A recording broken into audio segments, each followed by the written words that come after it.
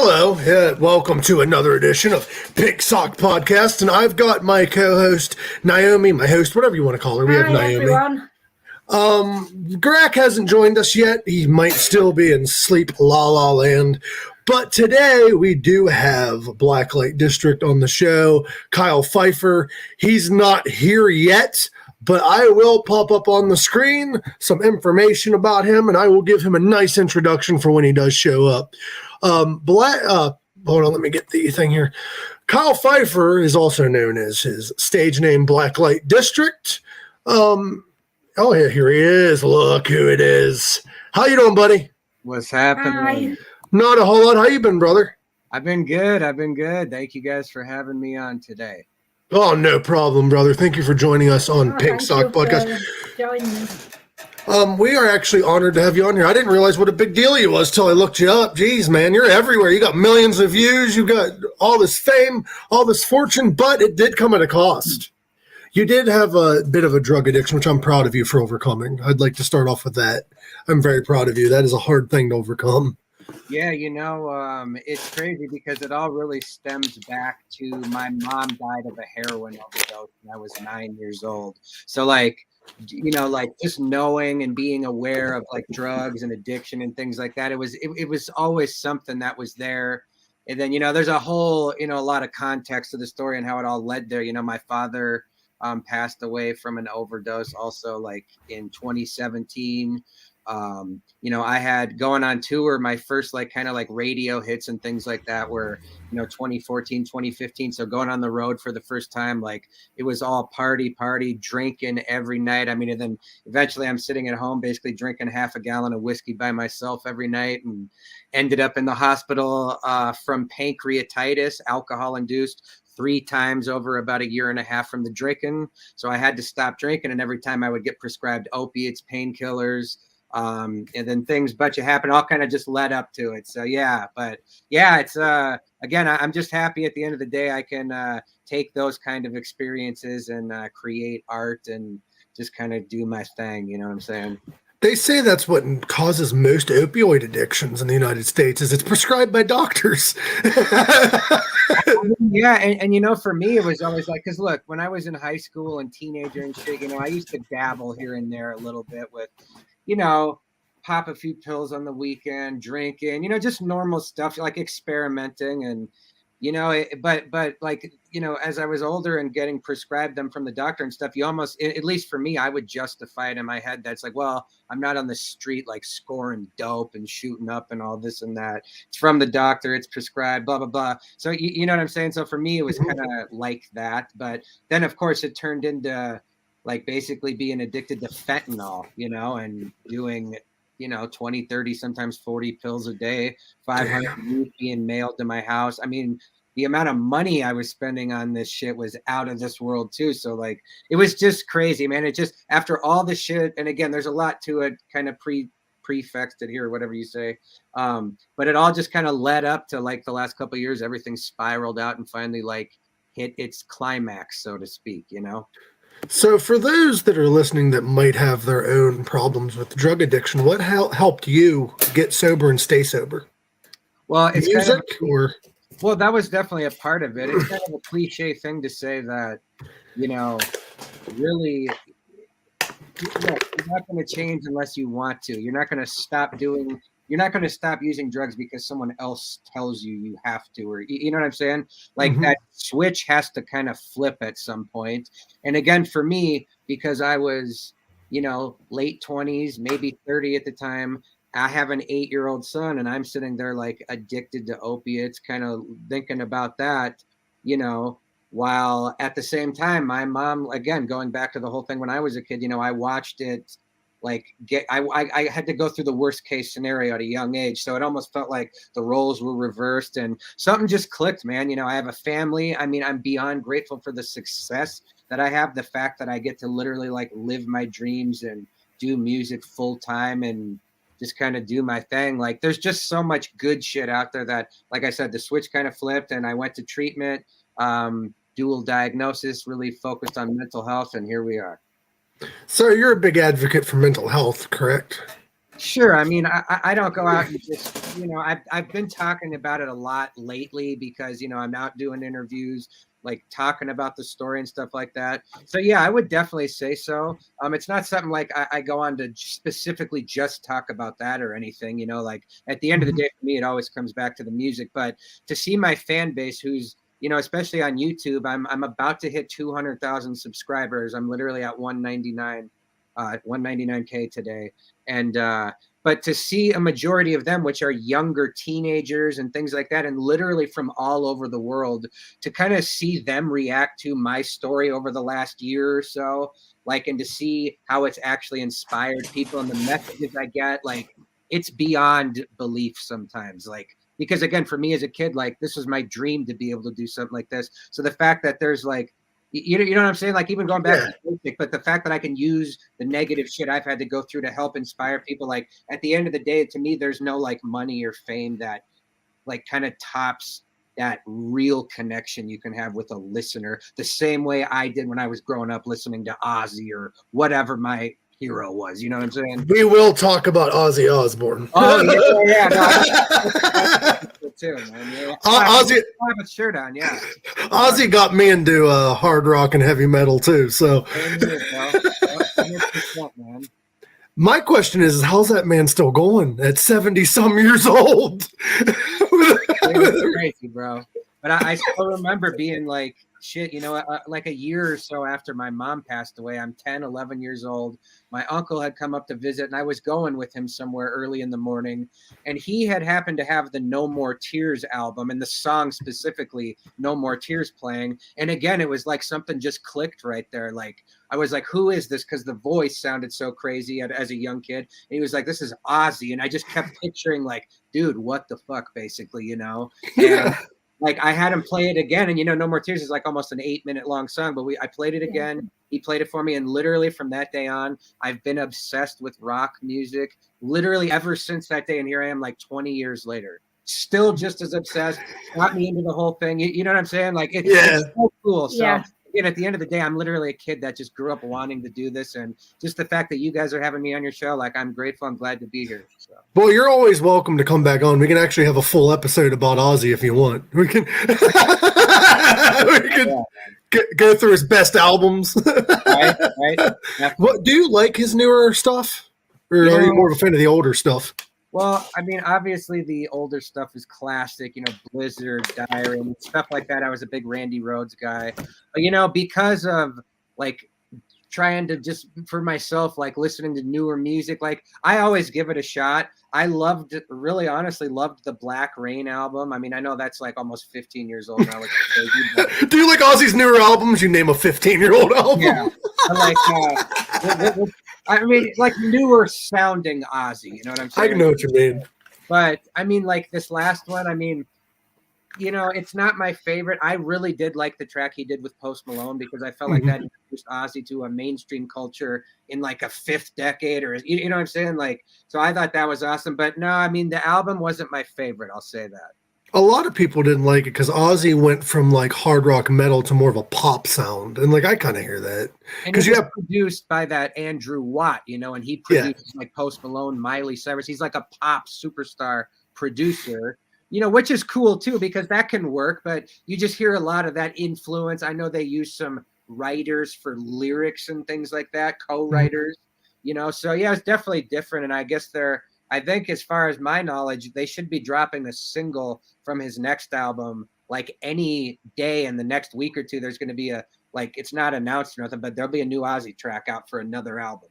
Well, I heard that on this new album, they have Tony Iommi on it. Zach Wilde's going to be on a track. They're pulling out the big guns. So this one might be a lot better than the last. And you know what's crazy to think about this? Taylor Hawkins actually plays on half of the new Ozzy album.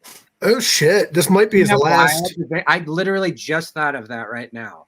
But yeah, it's split between Chad Smith from the Chili Peppers and Taylor Hawkins, Foo Fighters. They already tracked everything, so that's crazy. Rest in peace, Taylor. By the way, that was some crazy news this week. That was insane. We've had so many we have so many big celebrity deaths this year so far. Yeah. Like Bob Saget, Betty White, like, oh, like what the hell? Taylor Hawkins, though, kind of hit, like, surprisingly, because they're on tour. Yeah. And again, like for me, just the stuff when I'm just kind of chilling, scrolling, I come across a Foo Fighters thing or a Taylor Hawkins, one of his other projects. Like, it's just been crazy because I've been watching him for quite a while now. I think it seemed like a real cool dude, and so, yeah, it's just not surprising. I know he was an addict as well. I think something that he survived a heroin overdose from almost 20 years ago. So mm-hmm. He also had a health scare a few years ago. Okay, right. Yep. So there again, man, it just goes to show, like, you can't take anything for granted because you never know when that clock's going to run out, man. It's just going to be your day one day, So you got your big start on YouTube, wasn't it, when you first started? I mean, for basically the success I have now is definitely because of YouTube. I like to credit Sirius XM for my first real, like, nationwide exposure. Octane on Sirius XM is like the big hard rock channel up there, and it's probably the biggest rock station in the whole country because it hits the whole country, So I credit Octane for being the first time it was like, wow, I'm really getting like national attention because when this thing plays on Octane, it's being heard all over North America, and to see that reflect in like sales at the time, downloads, like it was insane, a year or two later, a couple years later, when like shit basically really started popping on YouTube, that basically changed my whole career trajectory, though. You know what I'm saying? So, how insane is it, though, to hear your name being said by like people at Sirius? Because there's a lot of big name people there. You've got Jose Mangan. You've got what's the other guy's name? He was on I think that metal show. He's a big name when it comes to that. Eddie Trunk is up. Yeah, there. Eddie Trunk. Yeah. Well, I actually did an interview with Jose Mangan. I went to New York City and did an Octane unleaded, they call it, where you do an acoustic performance. And I did an hour-long episode with Jose, and he's a great guy, man. And again, so for me growing up, like hearing those guys, it's like, wow. And then one day I'm in there literally right next to Howard Stern's studio, who we saw walk right by while we were doing our acoustic performance, because the studio room is all like window wall, so you can see through everything. And while we were in there recording our acoustic part, Howard came walking by like with his security, but we knew the second we walked in because the big door up on the 36th floor of Rockefeller Plaza in downtown Manhattan. Bro, again, crazy shit just to be in there. We rode up the elevator with the Mob Wives TV show. God, that's awesome. You're in there and like people are taking pictures of you. I don't even think they knew who I was.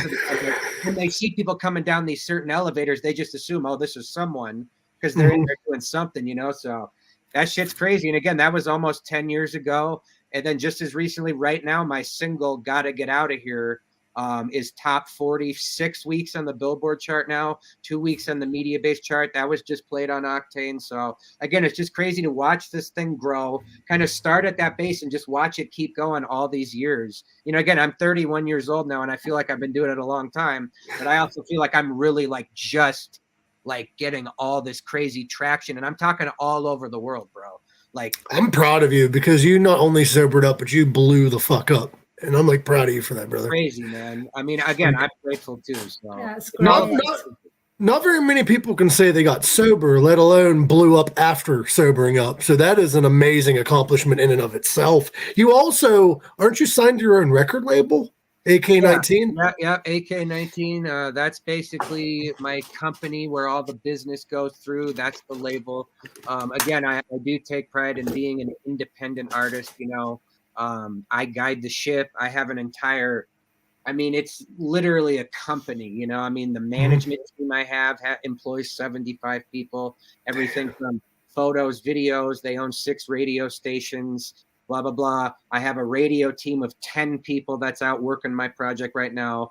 Publicists, So again, it's crazy to have all these people that really work on and focus on Blacklite District, like to get my music out there, get it heard on a national mainstream level. It's crazy, man. And again, I've had plenty of offers. I'm not independent, I'm independent by choice at this point, And after the YouTube stuff blew up 3-4 years ago, I've had several very decent offers from labels and companies and things like that to work. But again, in my experience, being through the ringer a few times, so to speak, I just love being able to guide my ship and own my catalog.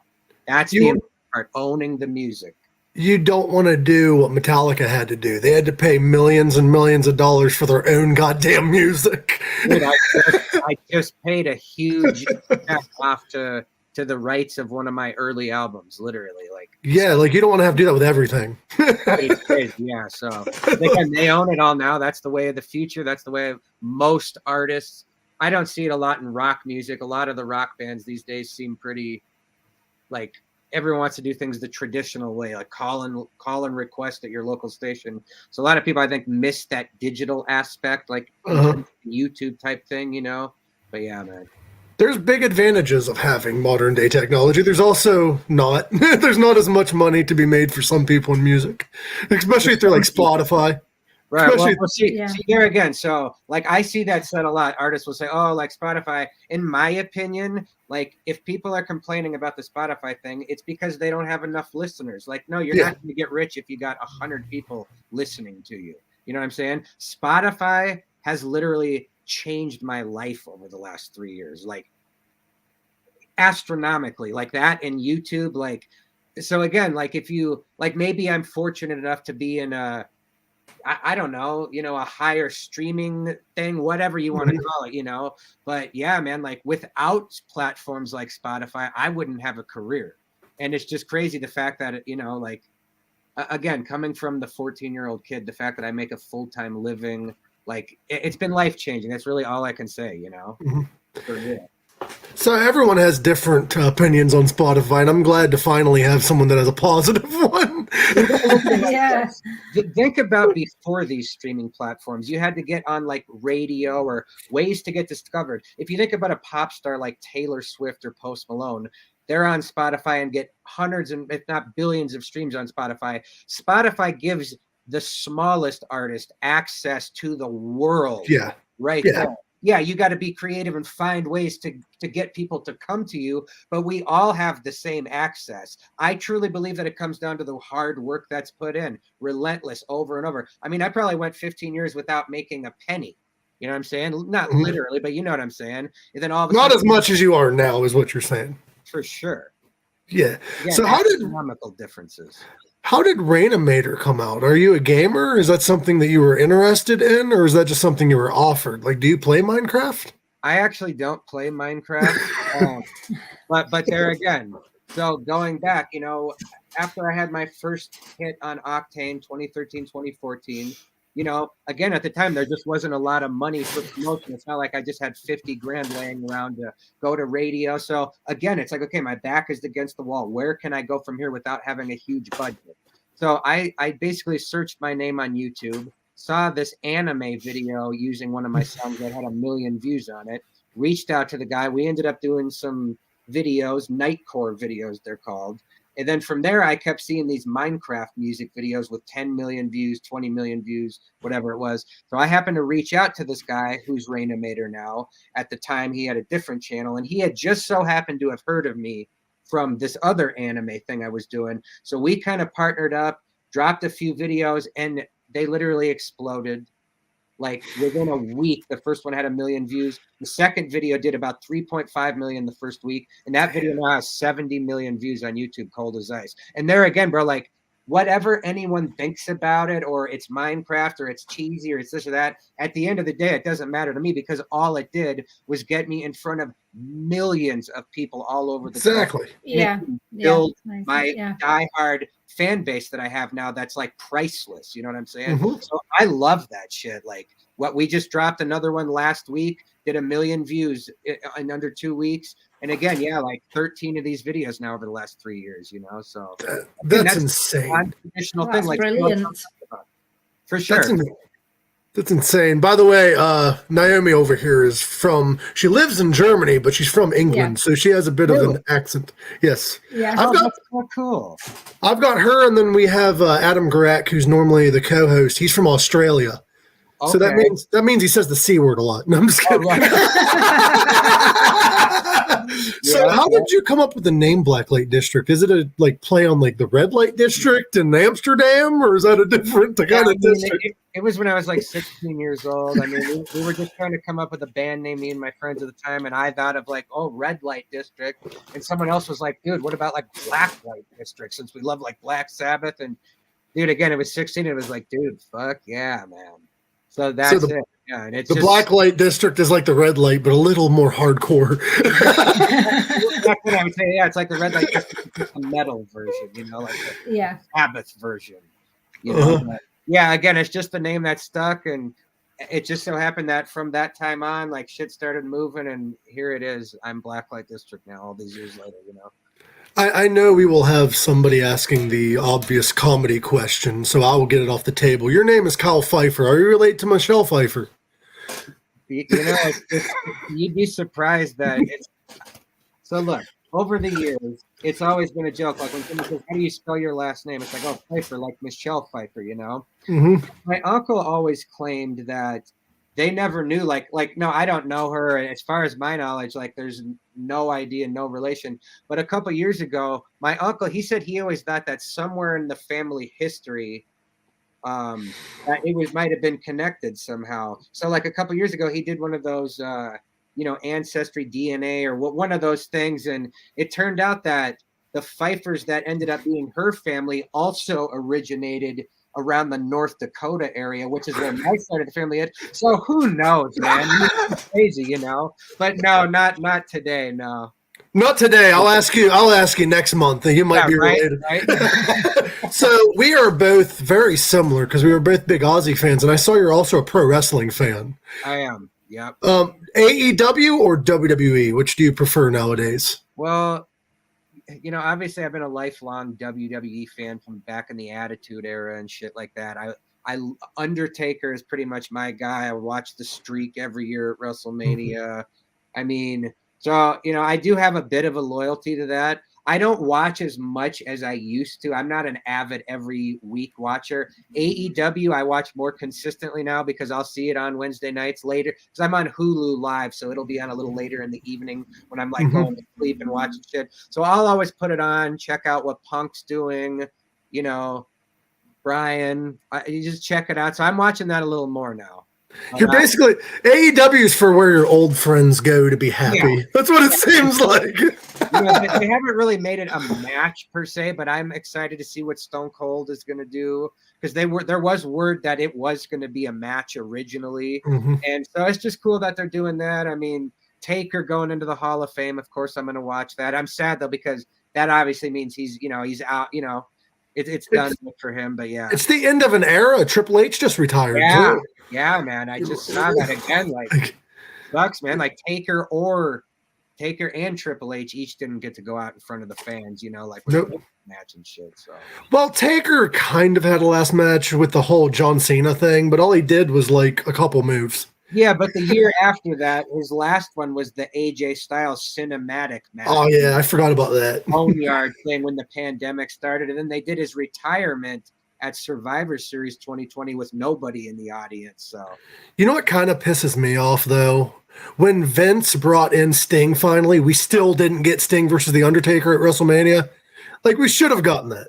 I mean, I think, and I've heard Taker kind of say this on paper, it's definitely a dream match. I think everyone involved kind of was well, it's both older guys. It's going to be harder to make the match, as we saw the Goldberg and Undertaker match. Yeah, I wish they would have gotten it. There was talk of it even a couple years ago. There was talk again that they were really considering it. Well, Sting, I think it was Sting that said in an interview, he said that when WWE bought WCW, he wanted to go to WWE and do the whole Taker thing, but the way they disrespected Booker T, he just wasn't interested anymore. Definitely, yeah. And the way they treated DDP, remember that shit? Oh, yeah. Now, do you know all about this, or are we talking no. alien language? We're talking alien language to her, but she likes listening. Yeah, listen. By the way, were you a fan of ECW? I was like 8 years old in 98. So I was really, at the time, I was only a little aware of it. I didn't see it on TV or nothing. My cousin was a couple years older, and every time he and I would get together, he would tell me kind of all about ECW. So I did get into it later on, but I didn't, unfortunately, at the time. Yeah, that's the same with me because I'm a little younger than you are, so I didn't really get to watch it. I watched the aftermath, and I actually did get to meet New Jack, who is a former ECW wrestler who passed away recently. Well, I should mention off topic, but since you're such a big Ozzy guy, I got to meet Ozzy. Tell me about it. Yeah, I was staying out in Anaheim, California. I was out there because I was getting ready to do one of my first albums, and I can't remember who it was. Someone called me though and was like, "Hey, Ozzy is actually in Huntington Beach, which is like 10 miles away, doing a book signing tonight." So blah blah blah. Made a few calls. Ended up going down to this book signing. Got there kind of right before it started, and just I got a book. He signed the book. It was like 30 seconds. He signed it. I said, "Thank you, Ozzy." He said, "You're welcome." And that was my interaction. But to say something and then have Ozzy respond, it was awesome. That was really cool. Yeah, that's cool. It was that I Am Ozzy, the second book he did. I love that book. I'm sorry, it was the Dr. Ozzy one, but that one. So yeah, it was awesome though. I was so glad I got to do that. I love the I Am Ozzy book. I haven't read the Dr. Ozzy one though. Right. See, yeah, I got it that day for the signature and stuff, and I skimmed through it, but the I Am Ozzy autobiography was epic. So I never got to meet Ozzy, but I did get to meet my other favorite, Alice Cooper, a few times. And that was a good one. I don't know if you've ever seen Alice live or a fan of his, but he's a hell of a musician. I'm definitely a fan of Alice. I've never got to see him live though. Dude, change that. Definitely. Yeah. Did you get to see Sabbath before they hung it up? I didn't, man. That's one of my biggest regrets. I've seen Ozzy 3 times. It just never worked out to where I could make it happen, especially like with the last tours and things like that. I was kind of on the road myself. So it just never worked out, but my friend saw Dio before he passed. They were doing the heaven and hell thing with Sabbath. One of the last 3 shows Dio did, which was awesome. But no, I never got to see Sabbath. But I mean, I've seen my fair share. Guns N' Roses, Motley Crue, Metallica, Van Halen. So I mean, there's been quite a few. But yeah, Sabbath, the one that got away. That's the same with me. I've seen Ozzy about 3 or 4 times. I was supposed to see Sabbath in New York at Madison Square Garden. Friend of mine had free tickets. We had no way to get there. And I'm like... And I've never seen Ozzy, unfortunately. Oh, he's awesome. You never have? No, I was going to go back in 1999 to the Ozfest, and then it got cancelled, unfortunately. Never had a chance since. Damn. Was that the 99 Ozfest that Sabbath was at? I believe so, yeah. Might have been. Yeah. I love Ozzy, but when I saw him live the last time, God bless the guy, he went to introduce his band, and he was like, we've got Zach Wild on the guitar, we've got Blasco on the bass, and my drummer, what the fuck's his name? Like, he forgot his I don't think anybody really on stage noticed because he just skipped to the next song. Right. But he had a brain fart, and I'm like, holy shit, dude. Yeah. That's embarrassing. Have you ever done that on stage? Had a brain fart? All right. Of course. Yeah. It just happens, I mean, it's a lot of lyrics to remember when you're playing for an hour, even doing them every night. Sometimes you can just have that slip up, or I've said the wrong town a few times, I mean, sometimes it happens. Yeah, it's kind of, but again, you just kind of go on and the show goes on, and I try to make a joke of it if I catch it. And if not, the audience will usually tell you, especially if you say the wrong town, That happened with Ace Frehley when I saw him with Alice Cooper. He was in, I think, Cincinnati, and he's like, it's nice to be in Columbus. Okay. And he looked down at the lyrics, not the lyrics, but the set list. And he's like, oh, shit, it's great to be in Cincinnati. I get on a plane, I go places. I don't know where the hell I'm at. Right. So many different towns, forget where they are. It's not surprising. No, because and that's exactly how it was for me, Naomi. Yeah, it's like being on the road, because again, once you're after you get those first couple weeks under your belt, like you really get into almost the cycle of like living on the road, where you go to the hotel, you do your sound check, you play the show, you get back to the hotel maybe at 1 a.m, go to sleep, get up, do your 6-hour drive to the next place, and you get so caught up that by the time you come home, I mean, it's almost like you feel like, what do I do? Like, because you're so used to being on the go that it takes time to adjust every time, you know. So and I'm just about to announce my first headlining tour in a couple weeks, and I haven't toured in like over 2 years now. I just did my first show in a year and a half in January, sold out here in my hometown, and I'm itching to get back out there, you know. That's a great segue to the next thing I was going to say, because I was going to state that you can find out all information about Blacklite District at the following social medias or on their website, blacklitedistrict.net. You can also find out about their tour that he's going to be announcing in the next couple weeks. Yes. I just announced Edge Fest I'll be playing, which is in Jackpot, Nevada, right on the border of Idaho. What a name. Jackpot. It's the radio station. That's how most of the radio festivals are, you know. It's 1031 The Edge up there. Great station. Shout out to them. So I'll be playing that on July 30th and a bunch of other dates to be announced. And again, my album 1990 is out now, and the shit keeps climbing the charts. So there it is, right there. Would you like to discuss the album, what the album's about? Is there like a theme to your album that you want to talk about? Or I broke my hip last May, at the end of May. So I have like a foot of metal rods. You know, I was stuck in my recliner for almost 3 months, barely able to walk on the crutches.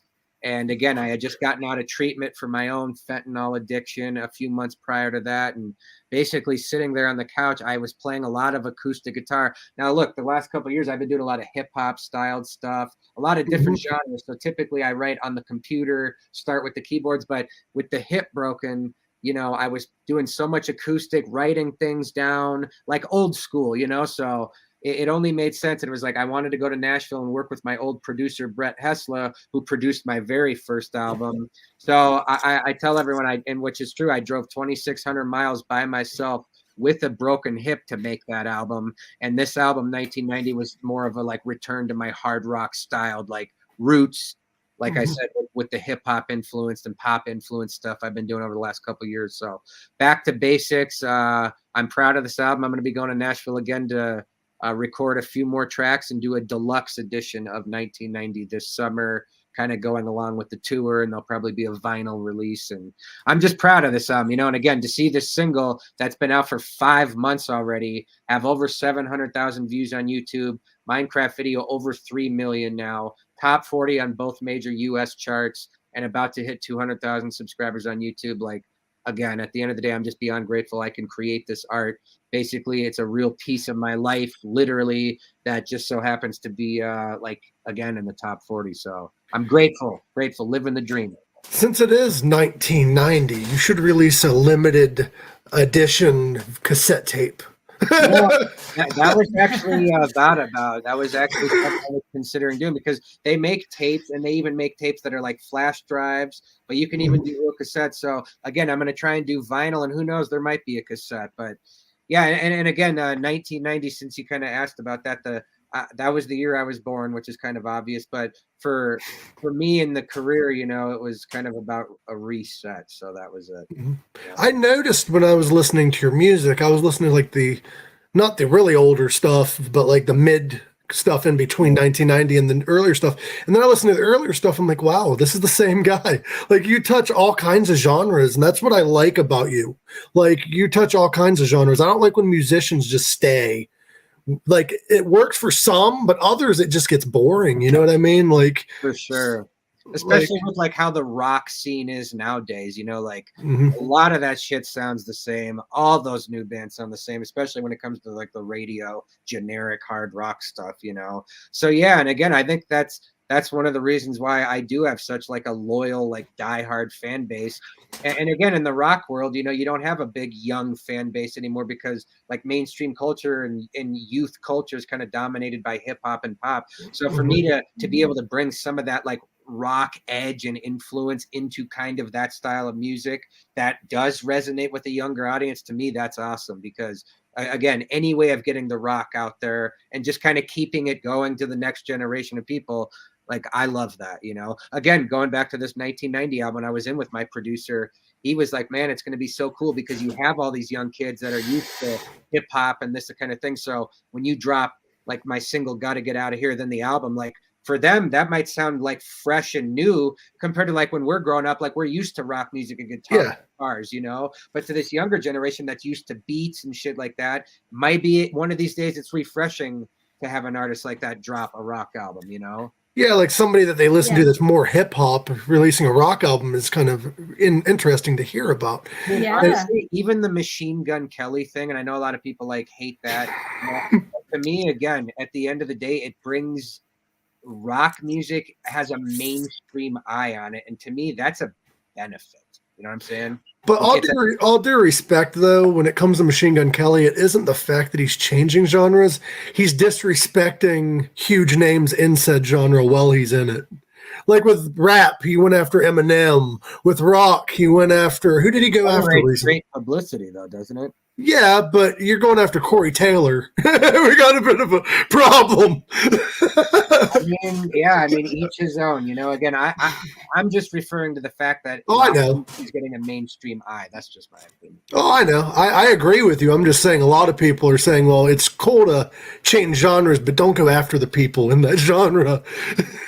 But everybody handles it differently. Everybody handles their shit differently. But with the whole like Black Sabbath Ozzy thing, though, with Ozzy, I give him a lot of credit because a lot of older musicians don't change like that late in their career. A lot of them stay with the comfort of the same genre. And you got Ozzy out here with Post Malone and shit, just like living it up. And I even loved how like the later Ozzy albums, like a Black Rain or Scream, like I just loved how even the style of his sound kept with the times and stayed heavy, you know, like you put on something from Black Rain, it fit right in with the scene and the shit going on. It was a #1 rock single and shit. And, you know, whereas a lot of these guys like, you know, will still sound like they're in the 80s or 70s, like that style. I always like appreciated the fact that his style stayed current with the heavy. Like Osmosis, for instance. That's another album. Exactly. Like even No More Tears was a bit of a shift from like Ultimate Sin and Bark at the Moon, you know, but yeah, Osmosis is a great example of that. And the thing I love about Ozzy is he would take bands out on the road, like newer metal bands. Like he would have not Lamb of God, but Slayer opening for him. He'd have Pantera, like really heavier bands, and then he'd go on and do like his early stuff and then his newer stuff.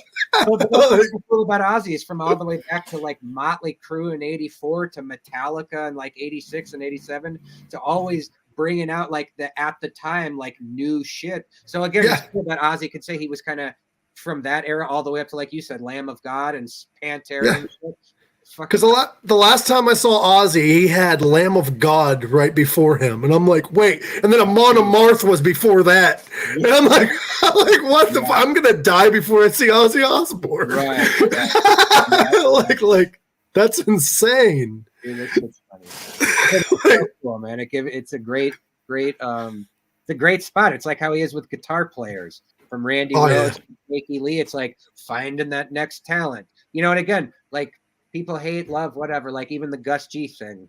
Like again, it's just cool that he tried again with another guy from a new era. It's just cool, man. It's cool. Gus G gets a lot of hate, but I loved Gus G. Definitely. Like I wanted to tell before Ozzy was with Gus G.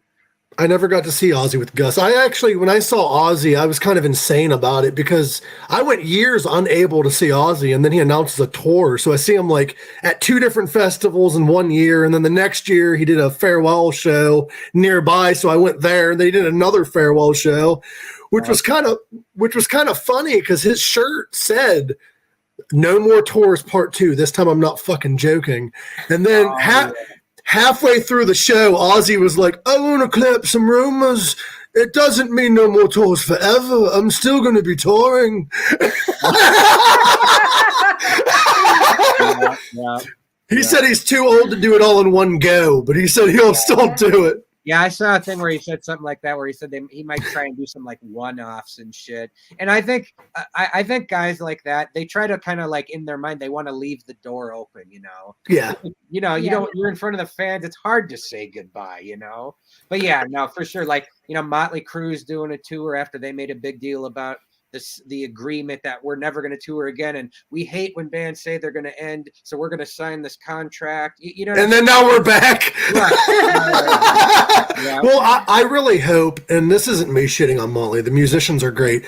I just hope Vince Neil is in better shape now than he was on the last farewell tour. For sure. Definitely. And especially because they're going to be doing stadiums. It's going to be a big fucking show. I mean, I can get why they want to do it, but yeah, if you're going to come back after all the shit you like said to everyone, you got to be in the best fucking shape, man. Yeah, because that last tour, I saw them twice, and that was because Alice was opening. And like Vince didn't sound good at all. The first show he had no microphone, and the second show he shouldn't have. Like, it was bad to me. Like, I'm like, why don't they just get John Corabi back? Yeah. And even when I saw him back on Carnival of Sins in like 05, you know, he was still back then even just singing every other word. Kneel down, sinner! Wow. You know, like, yeah. At least he was singing. Yeah. When I saw him, he was, yeah, man, I'm on my way. Yeah. I'm sure you've seen that video. Haven't you? Been doing Kickstart My Heart? It's like Whopper 109 and shit like that. Yeah, he's like Big Mac 103. Yeah. And then when he tries to hit those high notes, they show that picture of Wario. He was a great vocalist for the time, but if he's going to like not try like he used to, they should just find another vocalist. Yeah. Who would you have in Motley Crue if you had to choose, if they had to pick somebody else? Shit, that's a tough one, man. I mean, I did like the John Corabi album quite a bit, actually. It's my favorite. Yeah, I was going to say a lot of people like their favorite Crue album, you know. I don't know, man. It's hard to, you know, without having heard a lot of other people do that. I mean, like you said, at the time when the Crue was coming up, you know, Vince Neil maybe had a unique sound at that time, or his music and his look, and it all just kind of worked for that. But it don't work now. It don't work now. Oh, definitely not. Dude, I don't think like that won't fly these days when you got, you know, like I couldn't see like if he came out right now, do you think he'd be a big superstar? No, I think he'd be canceled immediately because their big thing was like sex, drugs, rock and roll, and like do whatever the fuck we want on stage. That wouldn't fly now. No. Like, that would not fly. All you'd see in the news articles is this drug addicted band coming through town. Yeah, exactly. They all need to go to rehab. They're canceling the show. Everyone's against their whole philosophy of life. Yeah, that's like, do you think Guns N' Roses would work nowadays with Axl showing up an hour late every show and like all the crazy shit he used to do? You know, it's funny with Guns N' Roses. I guess in my view, I look at them where that they did have something special because they, you know, like Appetite and like there was just some spark that happened. I don't know if it would happen today. Obviously, yeah, like that. Again, the mystique of like back in the day, Axl Rose, these big rock stars. You got to think the pop stars we have today. Yeah. That's how they were back in the day. You know, so yeah, I don't think these days. I mean, shit, no. But Axl was also a good vocalist. Oh, he's killer, man. Like, he was also a good vocalist. Like, not shitting on Vince, but Vince is not a professional vocalist. No. Dude, I went to see him in 2016 on the first Not in This Lifetime tour with Slash and Duff, and I was amazed because they went on 10 minutes early that night, and I heard that he was barely late on that whole tour. And, dude, his voice was just so powerful. I was just amazed to see it in front of, 50,000 people or whatever it was, and to hear him sing some of those things with such power and on pitch, like it was 1987. It was incredible, man. And I'm impressed. He lost a lot of weight. Yeah, he looked great. Like he looks great now.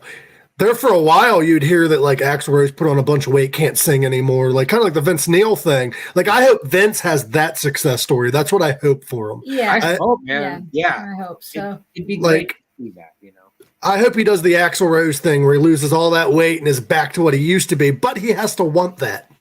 Right, exactly. Kind of going back to like the whole addiction thing. It's like, Yeah. you don't want to do these things, you know? Yeah. Again, you would think, I'm sure, because with all the articles, I'm sure we've all seen articles about Vince Neil, overweight, singing and stuff. I'm sure that stuff gets back to him. He's got to know that there's pressure on. His manager did an interview 6 months ago where they talked about just wait till you see him. So it's like he knows, I'm sure, that like this is all a thing. So hope he delivers, you know? Because he has to know, because he did a solo show a few months ago and he couldn't perform. He went on stage and was trying to sing and he's like, I just can't do this anymore, and walked off. And I'm like, dude, you can't do that in a stadium. No. Like paying hundreds of dollars especially. You know? Yeah. Like, you can't do that in a stadium. Noami, where are you actually at then? Are you overseas somewhere? Yeah, I live in Germany. Oh, okay, so you're there now. Oh, wow. Yeah. Mm-hmm. Crazy. Yep. Yeah, I was it wasn't Germany. Yeah, okay. I was because I was just in a magazine in Italy. You know, I know that's not by you, but yeah. It's just cool to see the reach. And Germany is actually one of my top 3 streaming countries. And I've got a lot of songs on the iTunes charts in Germany, and so that's just cool stuff. Yeah. You know? Oh, that's Have good. you ever been to Germany? I haven't, no. Damn, you're big in places you ain't even been, bro. We just went over my charting, and in 2021, I was in 76 countries on the charts at some point. Dude, that's awesome. Charts. That's brilliant. Like iTunes and things like that. Yeah, like pretty much at any given time, like if we went on and looked right now, there's probably 10 different songs on 10 different charts all over the world. And even songs from like 5-6 years ago will just randomly be top 20 in this country. And then like my song The Struggle from 2016 is #1 in Lithuania last week. Like just crazy shit like that, you know? It kind of reminds me of a joke that Steel Panther said one time. They're like, we're huge in Guam.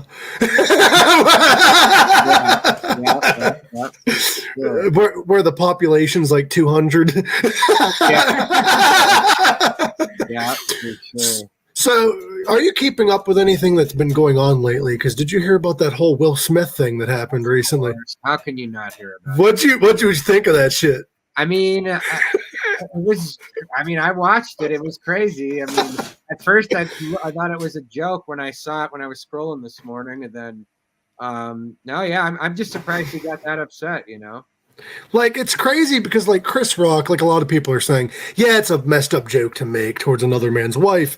But Chris Rock is that kind of comedian. He roasts people. Well, and again, it's like someone else said, it's not like Will Smith and his wife are new to Hollywood and these types of things. You know there's going to be jokes. I mean, it comes with the territory, you know? There has to be more to it than just the joke. There had to have been build up that led to that. Because Chris Rock, for years, had been making fun of Will Smith. So it had to have been that. And it was just the final fucking straw. Yeah, it could very well be. I'm not so familiar with any of their history like that, but if that's the case, maybe so, you know. Maybe it has something to do with his wife, too, you know. Like, they've had some things in the past, and things get said, you know. It was crazy. It was on television, though, and he just won an Oscar right afterwards. He just slapped the shit out of Chris Rock and goes on stage and wins an Oscar. That's a boss fucking move. For sure, man. Do you like Will Smith's music? Were you a fan growing up with his music or no? Nah. Oh, come on. Wicka, wicka, wow, wow. I mean, I did not like it. I just, back then, I didn't listen to that style of music. And, yeah, it's just not my thing. But I respect him, and I know a lot of people like it. And, yeah, for sure. I'm a fan of his, for sure, yeah. When it comes to, like, artists, like actors and stuff that get into music, is there any musicians that you enjoy that are also actors? Like Johnny Depp stuff? Or I mean, like, Jared Leto is pretty cool, you know? He's good. Yeah, I mean, 30 Seconds to Mars is a great band, and he's been in some cool movies, you know. I always thought the Johnny Depp thing in that Hollywood Vampires was pretty cool. Like, just for the fact that I didn't even really know he was into the music like that until they started the band with Alice and Joe Perry. And yeah, for sure. I think that's kind of cool. Again, it brings a little extra mainstream spotlight to hard rock, you know? Well, the thing with Johnny Depp is before he did the Hollywood Vampires thing, he was playing occasionally with Marilyn Manson. Right, yeah. And he'd do occasional shows with Alice and stuff. And even before that, he was in a Tom Petty music video. He did some musical stuff, but he never got credit. Right. I just don't think I was aware of it as much, you know what I'm saying? Until the whole Hollywood vampires thing. But I think it's awesome, man. I really do. I think it's sweet. Like, I'm like, this is weird. Like, you don't think of these actors as being great musicians because they're spending all their time acting and shit. And then you're like, oh, fuck, they can play. Right. Well, it's cool, man. And again, to be multifaceted, you know, I mean, 20 years from now, if I was at the point and I got offered to try some acting, I mean, shit, I'd probably give it a try. Did you know Cheech and Chong, of course, right. Tommy Chong. He played in Motown in a band in the 60s, in the late 60s. And he said, like, in 67, Jimi Hendrix came in and he jammed with him. No shit. And I'm like, holy fuck, you had Tommy Chong and fucking Jimi Hendrix jamming? Like, holy crazy, man. I never did that. Wow. Yeah, I'm like, wow, like, that's interesting. Yeah. It's amazing. I just saw a video a couple months ago of Adam Sandler playing the guitar solo to Stairway to Heaven, like note for fucking note, man. Speaking of actors that are singers, do you like Tenacious D? Yeah, for sure. The fucking D. I keep saying it, but like brought more attention to the rock. Yeah. Jack Black doing the School of Rock thing back in the day to like the Tenacious D movie, like The Pick of Destiny, and just how big it all got. And then for them to actually have like radio hits, like played on the radio and shit, dude. And they had Dio, Dave Grohl. They had they had support from the metal industry. So pretty much Jack Black could be credited for helping metal go more mainstream in modern times. Dude, definitely. And I remember at the time thinking that, because again, anytime something like that happens where it brings a little of that spotlight over, I enjoy those moments, you know, because again, I never got to live through the 70s and 80s when when these artists we're talking about were like at the peak and get to see it all in action, you know? So yeah, I just love seeing it. And Jack Black even like is a great musician and singer. Like that's the part that's amazing. Like you get actors that try to help with metal and stuff and they're not as good, but Jack Black is a legit musician. Like, yeah, like he's fucking too legit to quit. Like, do you like? So, have you had anything happen to you on on tour, kind of like Spinal Tap? Does that kind of shit happen to you on tour? Ever watch that movie? Of course, yeah. Have you had any Spinal Tap moments on tour? Dude, more than I can count. Like in the 80s and stuff now, you kind of can't live with lifestyles like the 80s, the coke and the hookers and the big parties and stuff like that. It's crazy because, no, it's not like that anymore, but it is like that to a degree. Like, there's still a lot of drugs, there's still a lot of partying, there's a whole scene out there for this kind of shit, you know, on every level, from the smallest club shows on up, you know? But yeah, I mean, dude, there's always shit that happens. I mean, whether it's... just again, not finding the right door to get to the stage. That's what I was about ready to ask. Have you had that shit happen? Especially in these bigger rooms, you got these little hallways. Of course. I mean, one time I was playing at the Whiskey A Go-Go in Hollywood, and, you know, bands and artists will be in there, like, doing sound checks during the day, and the doors are locked until, like, the doors open, you know? And one time it was, like, 20 minutes till the doors opened, and I slipped out to have a smoke, and they locked the door, and I was, like, knocking, trying to get in while all the rest of my band are up in the green room, and I literally had to stand outside with everybody waiting to get in with tickets. Like, just standing there like a fucking jerk-off, about to go on stage, and it's like, oh, they won't let me in. You know, so just moments and shit like that. Tons of them, yeah. Spinal Tap, I've always been told, even from like musicians I'm friends with that were in the older scene, they're like, yeah, Spinal Tap cultivated what being a musician is exactly like. Especially when it comes to the cheesy shit and just kind of like laughing at it. Definitely, man. The Stonehenge. Yeah, I love it. Like, but the important question is, are we still going to play Stonehenge? He's like, no, we're not going to fucking play Stonehenge. And then they play it and they have those little leprechauns dancing around. Oh, yeah. Dude, I love it. I used to watch that shit over and over. That and the movie Rockstar with Mark Wahlberg. I watched that over and over. Dude, good shit, man. I love a lot of music-themed movies because you don't get a whole lot. There's a lot of them, but there's not like enough of them, in my opinion. Like, what's that movie What's that movie Adam Sandler was in where they broke into the studio and tried to force them to play their song? Airheads. Yeah, that was a really good one too. Yeah, another friend of mine used to be like obsessed with that shit, man. He was talking about like if God and Lemmy walk into a room, and I forget what he asked, and somebody's like, well, no, if God and Lemmy got into a fight, who'd win? And they're like, well, God. And it's like, no, trick question. Lemmy is God.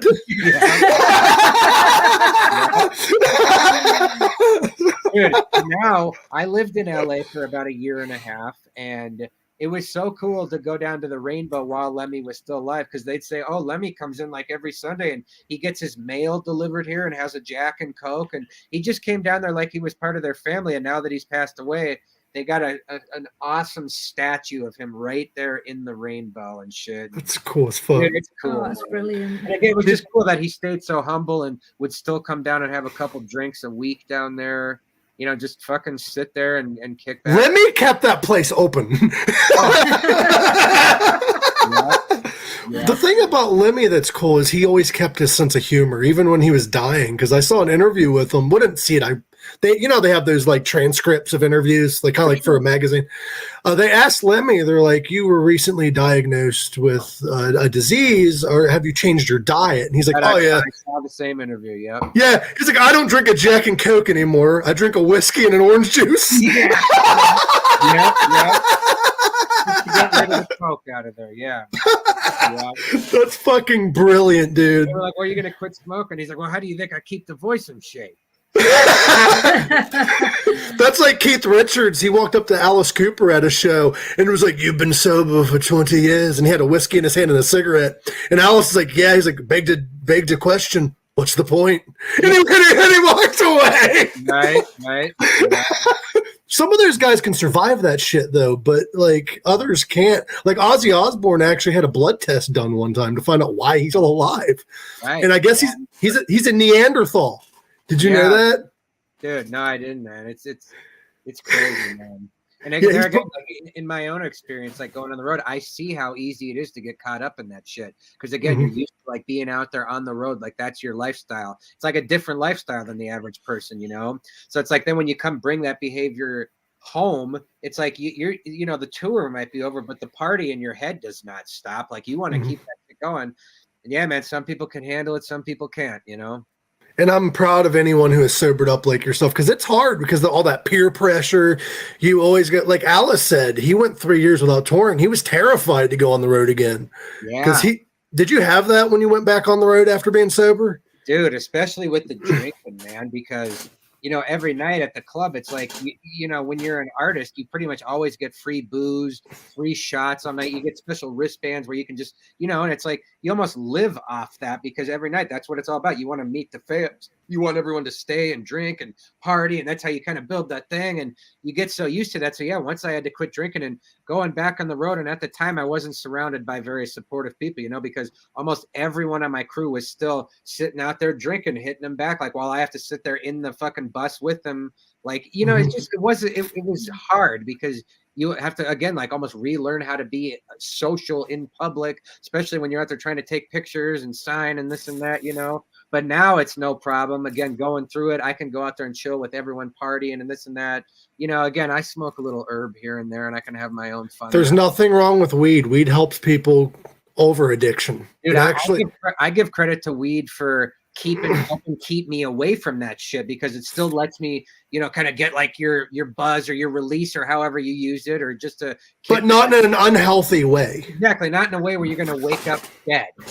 Yeah, and weed actually has been credited to when people are going through withdrawals. It helps get rid of the withdrawal symptoms. Dude, I would go through nightmares of fucking fentanyl withdrawals, man. And every time I'd be like actively using fentanyl and opioids, I would always quit smoking for some reason. I didn't want to get high because I think once I got high, I would think like, oh fuck, like I'm fucking up right now, Did weed help you with your withdrawals, or did you do that after the whole thing? Definitely. And it was good because I had not been smoking for a couple months. So like, once my withdrawal started really peaking the first couple nights, and again, you can't sleep, like it's just constant misery, dude. Smoking, oh my god, like it doesn't get rid of everything completely, but it's a big help for sure. And again, I credit it being 450 days off opiates now and a couple years off drinking. Like Yeah, man, the weed has been a huge help. And again, it's what works for you personally. Some people do 12-step and abstinence based. That's not me. Like I said, the treatment center I went to, like being more dual diagnosis, focusing on the mental health, even places like that are not against you using weed and things like that. Because it's everyone has their own path to what works for you. You're in a safe place. I'm a weed advocate, so Yeah. I believe it should be legal. I believe it should be used as a form of medicine because it's been known to cure just about everything. Absolutely. I agree with you 100%. Like damn near everything. It helps with my anxiety and shit. It helps with everything. Yeah. Again, like my wife is the perfect example. She doesn't want to use like benzos and pills and narcotics and shit like that. But if she takes a puff or two here and there and it like relieves her completely from like her anxiety and stuff like that, I'm 100% for that. And I think everybody should be and should have access to that again. But no, they want you to be on the Xanax and pay for the pharmacy and you know what I'm saying? So there's more money to be made in that. That's why, because you can grow your own weed easily in your house. Dude, I was driving through, I can't remember what city it was last year or two. And they had billboards all over that said, it was one of the towns really affected by the opiate epidemic. And again, because I relate to that, it kept saying like in places where marijuana is legal and accessible, like opiate addiction is down a big percentage, like overdoses and things like that, you know, because again, for some, that's not going to work for everybody, but there are going to be some people that instead of popping that pill or injecting that heroin that they, you know, if the weed is access, you never know. Marijuana is not a gateway drug, and we are learning that marijuana is actually a backdoor drug. It helps you out of all of your addictions and shit. And that's what doctors need to start realizing. I live in Ohio where it's medically, it's decriminalized and medically legal, but you can't, if you're a dispensary, you can't commercialize. That's what you are. People have to know that you're there. They can't commercialize. Right. Right. And I'm like, that's not helping people either. Like they don't know you're there. Exactly. And our governor recently said if they try to legalize it on like people voting level, he's just going to veto it anyway. Like that's how fucked up Ohio is. Well, dude, I'm in South Dakota, and this last year it was the first state to legalize it recreationally and medically at the same time. But the governor vetoed the recreational bill after it passed. That's fucked Even up. though people voted it in. So the medicinal passed, and that's up and going and all that, I believe, or is about to be. But yeah, they're still like having to take it to here and there and do other things. But yeah, it was just like, dude, the people voted it in and they just shut it down, you know? Well, here's the issue some people are having in legal states was the government was sending DEA agents into dispensaries and shit, stealing stuff. Yeah. And I guess governors of different states are threatening to arrest DEA agents if they catch them in their state because they're not breaking a constitutional law. Okay. They're not. They're just breaking a federal law. Exactly. Right. Okay. And I'm not sure how that works. I'm not a government major, but like I think a governor, if another governor comes in, they could probably override that veto because it's unconstitutional. Yeah, and again, I'm sure they can do all that. And I'm sure they want to do that because then they can drag it out longer and longer. And that's why, man, half the time I don't even fuck bothering with any of that shit because, you know, again, that's why I've always stayed like in my world, like I stay in my own little world, you know. Yeah. Like always focus on the music and stuff like that, just because. Again, I just, you know, and I encourage everyone. It's just like live your life how you want to live it, man. We get one go of this, like, but yes, I do think that we should be legal, and that's why I love going to places like California and Colorado, where, you know, for the last 5 years I've been able to go in there and buy a pack of joints, and it's how it should be. I lived in Arizona for like 9 months, and they had just legalized it when I moved there, and it was fucking wild because they probably have this in California, but I've never been there or Colorado. But next to my apartment, like 5-10 minutes away, there was a restaurant that was nothing but edibles. You go in there and you're like, I want a cheeseburger, 200 milligrams. I want tacos, 25 milligrams. Like you can like choose the milligrams and what you want. And it's a full menu, like a restaurant style menu. That is wild, bro. Pizza. But the way they get you in these states is there's actually like, if you have a medical card, you get discounts. And also you can't get so many milligrams unless you have a medical card. Like I know in Arizona, anything above 500 milligrams, and this fucking restaurant had 1,000. Jesus Christ. I think I'm having a heart attack on 20 when I take an edible. So there you go. I know you're a recovered drug addict, but do you believe what Oregon did was right? Oregon legalized all drugs and made it in stores and took it off the streets. I do, actually. There again, even if that adds an extra element of safety, because even if the shit is like, regulated somehow or made professionally by regulate, you know what I'm saying? Like, I think that's definitely a benefit, because again, like again, people overdosing on fentanyl laced everything, basically. Yeah. I was with a guy who said he was smoking crystal meth one night and went to the hospital because he overdosed on fentanyl. They came back. He had no idea. I heard they laced it in some weed. I mean, just everything, man. So yeah, especially for reasons like that, I think it's probably the better way to do it. Then they can tax it anyway. Doesn't that make everyone happy? And you're also taking it off the hands of criminals. Right. Yes. Right. Yeah. You could literally bankrupt some of these major organizations, But could it be the major drug dealers and organizations that are keeping it illegal? Could very well be. It's funny because a lot of people will compare like how we look at Mexico and we think, oh, like the cartel basically runs the government and they're in on everything. But that's called Las Vegas. Yeah.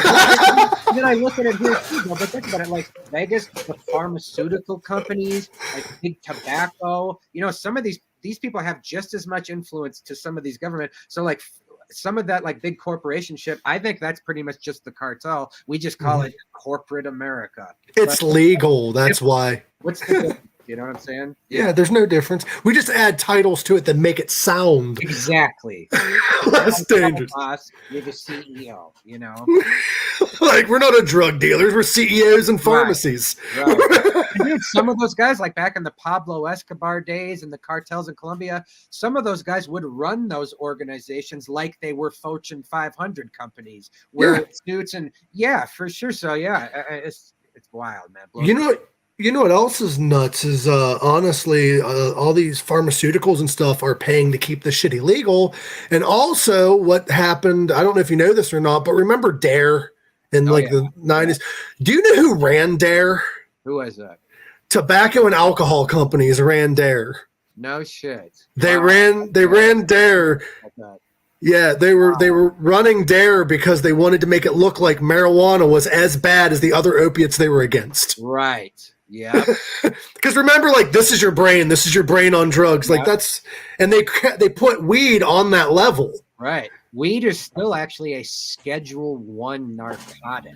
I read somewhere that Biden's administration, not Biden himself, I don't know if it is him himself, but I heard that the current administration is thinking about descheduling. Yeah, and they've been talking about that for a few years now, actually, but it just still blows my mind that because like fentanyl and heroin and shit like that is a Schedule II, like Xanax, that's a Schedule III. Schedule I is for shit that is like no medical use, only for like negative purposes. Like heroin.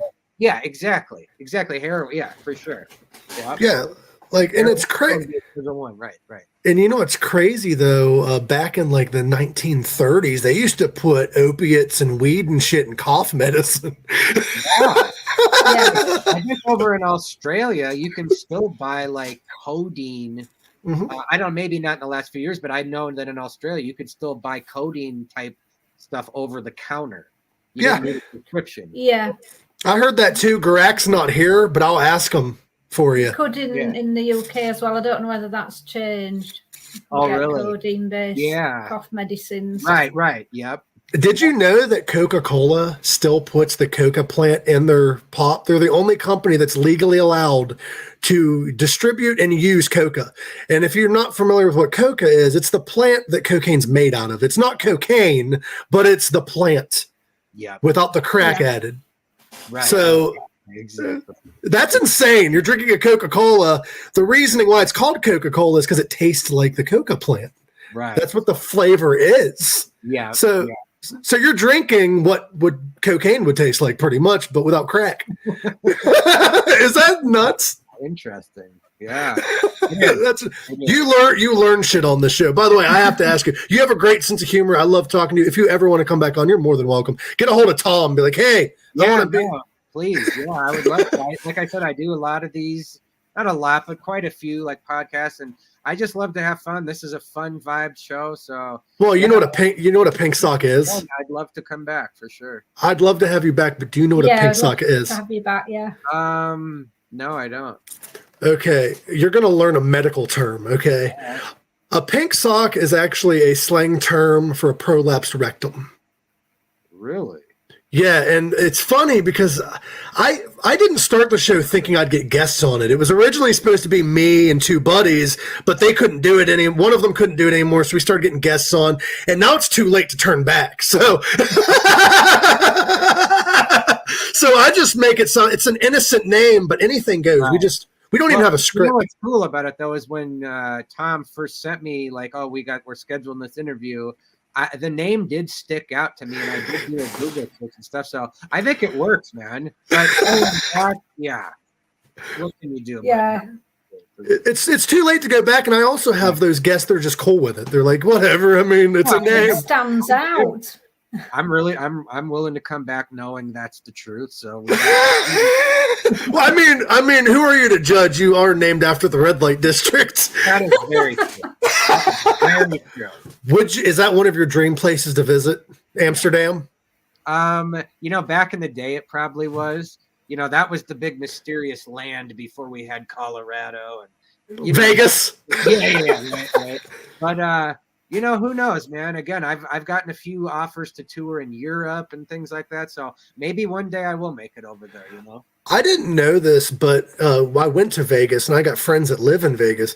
Prostitution is not legal in Vegas. I didn't know that. No, I think it's only at the Bunny Ranch, which is a couple hours away from. It's in Reno, ain't it?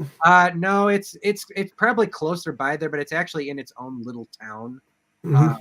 But yeah, it's a couple hours out there, and I think there you're kind of okay to do that. But yeah, you can't. Yeah, you still have to use the escorts just like everyone else, bro. It's weird because Vegas, everybody thinks prostitutes and drugs, and drugs. But no, Vegas, they only recently in Nevada legalized weed recreationally, didn't they? Yeah, a couple years ago. Because I know in like 2018, I was there and went into a shop. But Vegas is one of those places because, you can be walking down the strip, people going both ways. And every 20 steps, you hear someone say, you need any Coke? You need any Coke? Like, you need anything? Like, there's so many people offering you shit. Like, you could just go there. You're going to be good if that's what you're looking for. And the cops don't care because they'd be too busy. What's going on? Them guys trying to, a dime bag of oil or something. But who knows? I'm sure they run stings and shit. That's why at the time I was never tempted to talk to those people because dude, you just never know. They'll probably be, oh, all right, we got one. Those could be undercover cops. Exactly. Yeah. And what's crazy about Vegas, I didn't realize, is that's construction city. They always have construction. Like, always. Terrible, man. Like, I was talking to a buddy of mine, and he's like, I swear to you, I saw a traffic cone in Vegas for them working on something. The next day, it was gone, and they didn't do anything. Sounds about right, though, doesn't it? Yeah, it does. It sounds fucking awesome. Are you under a time restraint? Because I don't want to keep you long. I could probably do another. I think I got about 10 minutes. I do have to do something else, but we're good. Okay, because I just talk. I don't have a script. I just fucking go. Dude, all good, man. What's your favorite wrestling match from your childhood? Since you're a wrestling fan, I love Taker versus Shawn Michaels at WrestleMania 25. That's one of my favorites. I love some of them are not as old school as we may think, but like the Undertaker Triple H Hell in a Cell match at WrestleMania 28. I thought that was good. Yep. From back in the day, I always had a thing. I still remember the Highway to Hell, SummerSlam 98, Taker versus Stone Cold, Taker versus The Rock at their multiple WrestleMania matches. Shit like that, Again, I was Attitude Era. I wasn't really into the Hulk Hogan Ultimate Warrior era. I got into that later on, but like I was 8-9 years old in 99, and so Stone Cold, The Rock, NWO. And then again, I kind of got out of it for a while. Then like 2009 or so, I got back into it after I saw Taker was going to be on SmackDown. I was like, holy shit, he's still going. And from there, I watched everything Taker was involved with. And what keeps me on WWE these days is I am a Brock Lesnar fan. So that brings me the question. Maybe not crazy about him, but I watched the Lesnar matches for sure. That brings me a question, though. Do you think Lesnar should have been the guy to beat Taker at Mania? Sources stated that wasn't the original finish. Taker got hurt and just said, fuck it, I'll lose. Well, and I also heard that it was decided by Vince McMahon about like 2 hours before they were supposed to go on, and that a few weeks leading up that they had gone back and forth. That no, but Taker said he showed up thinking he was going to win that night for sure. You know, I hated it when it happened.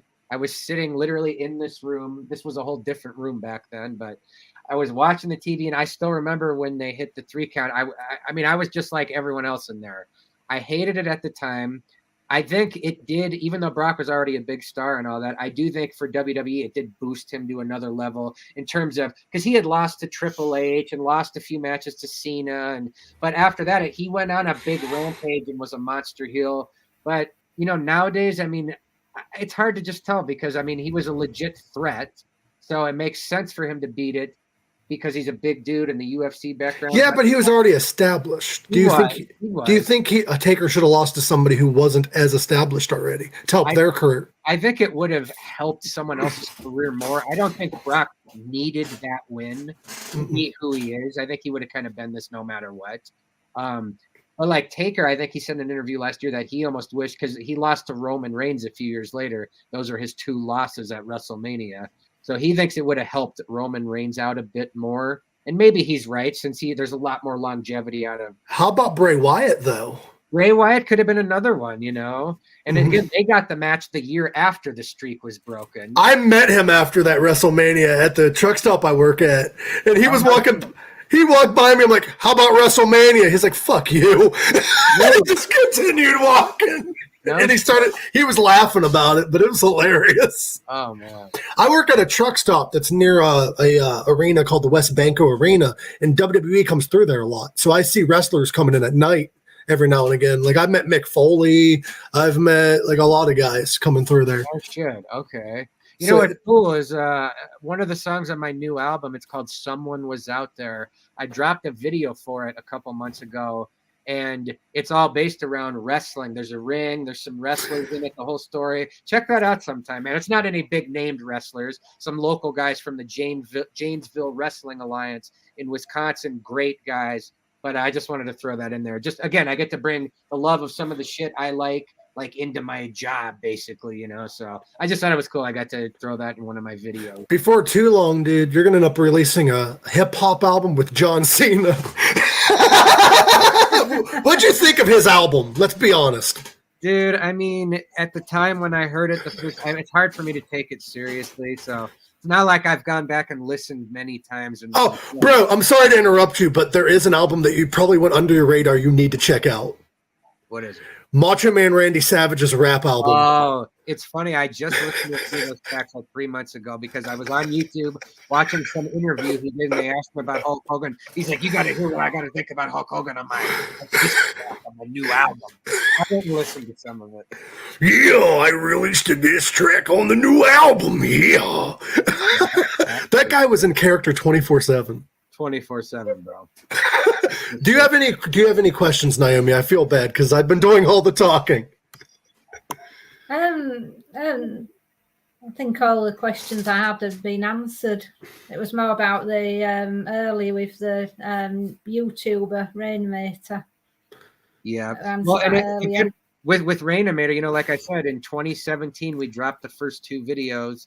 And they did so many views, and then since then, in our top 4 years, we've done like I think 11 or 12 videos together. And again, it's literally resulted in hundreds of millions of views on YouTube, which has brought over so many people to Spotify and all those streaming platforms. And the more we keep them coming, again, mixed with me like being on the radio in America now, with all the other stuff, like it's just been a huge piece of the puzzle to kind of help me get to where I am now. And again, to me, like people say, well, I hope you make it. But for me to be able to make a very nice living, provide for my family, get to focus on music and content 24 hours a day and do everything on my schedule, to me, that's success right there. Even if I never got any bigger than I am right now, like I am beyond grateful, but I always strive for more, because for me, at the end of the day, it is about the music first and foremost, always, you know?